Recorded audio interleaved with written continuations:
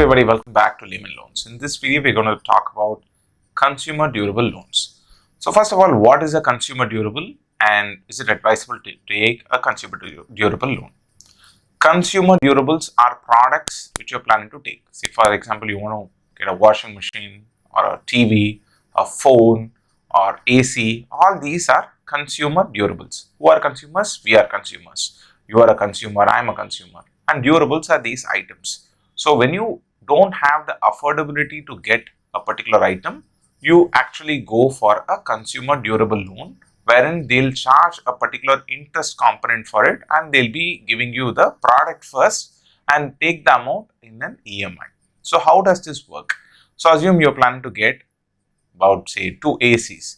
Each AC value is about 35,000 rupees. So for 2 ACs it's about 70,000 rupees. So in order to get a consumer durable loan, you go to the shop where they have tie-up with the registered banks. Say for example, there are banks and NBFCs which are willing to pay for a consumer durable loan.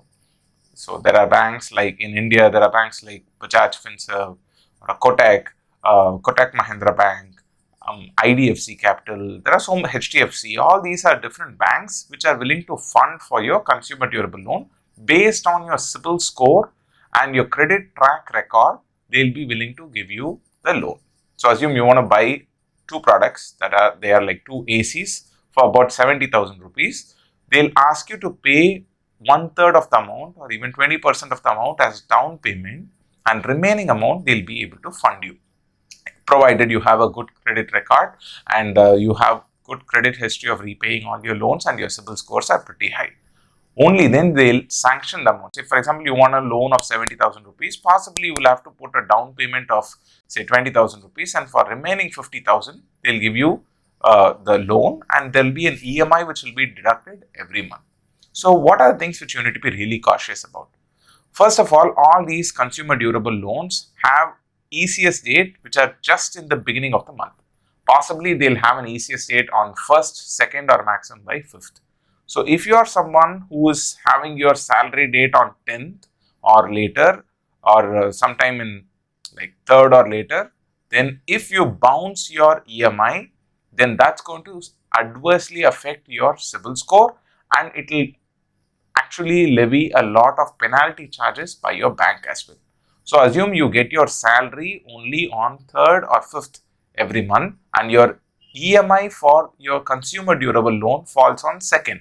And you don't have sufficient balance maintained in your account, then what happens is, even if your loan EMI amount is say 1,000 rupees, if that doesn't clear, so if your EMI bounces, then the bank will levy a separate charge of say 590 rupees or 650 rupees based on the bank and for that ECS, and they will actually represent the ECS at a later date as well.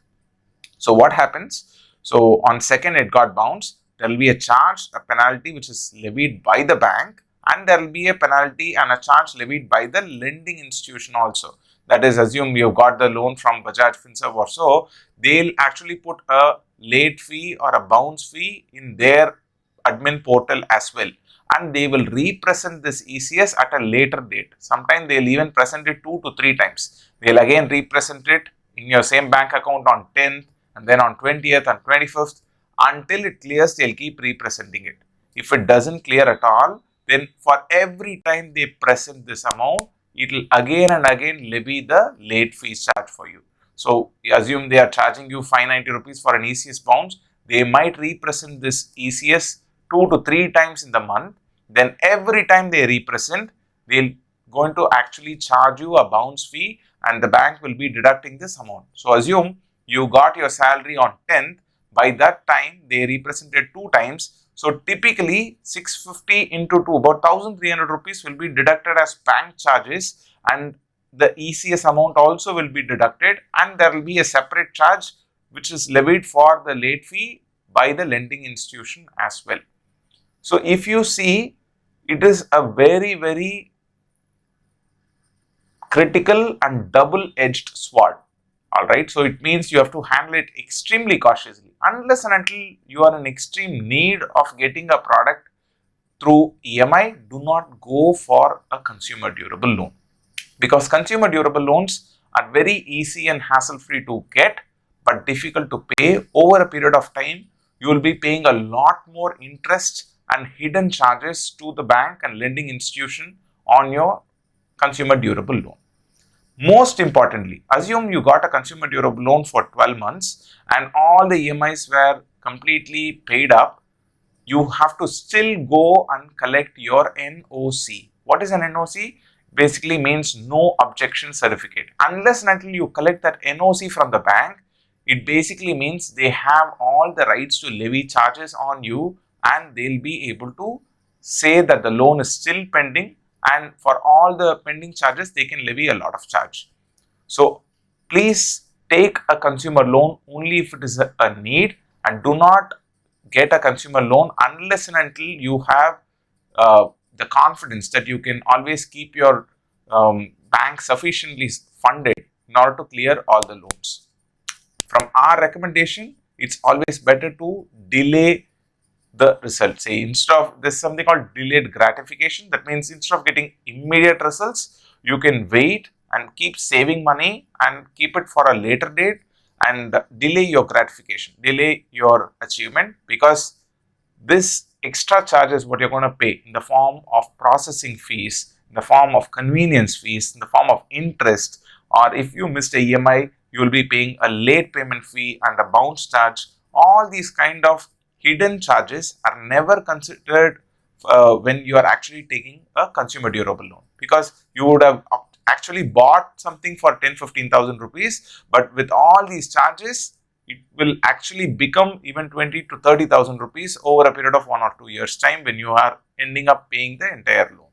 So unless and until there is a clear exit and a clear way you can close the loan within a finite period of time, do not go for a consumer durable loan. Even if you are going to get it, take it on a short term basis, wherein you have the ability to repay that within 3 to 4 months or 6 months and pre-close it, and take a consumer durable loan without a lock-in period. You should not have a lock-in period. What is a lock-in period? If they say that you cannot close a loan within say 3 months, or you cannot close the loan within 6 months, that becomes a lock-in period. Even if you have the money, they will not allow you to close, because that is a minimum lock-in period for the loan to exist. Mostly this sort of a lock-in period is available for loans which are like home loans or personal loan or loan against property only. I don't think there is a lock-in period for a consumer durable loan, but if it is there, please be cautious. Do not go for such a loan, and always shop for multiple deals. Don't get fooled by something called as 0% interest or zero down payment loan. All these kinds of fancy jargons and buzzwords are always there during festive times in many of the shops. 0% loan doesn't necessarily always mean 0% loan. Maybe the interest rate is 0%, but there might be a processing fee and there might be other hidden charges which are available. Always ask what are the different charges and then go for a consumer durable loan, or our recommendation is never go for one. Thank you so much for watching. If you need assistance in getting a loan, please do contact us by filling up the form mentioned in the description below, and we'll be more than happy to help you. Thank you so much.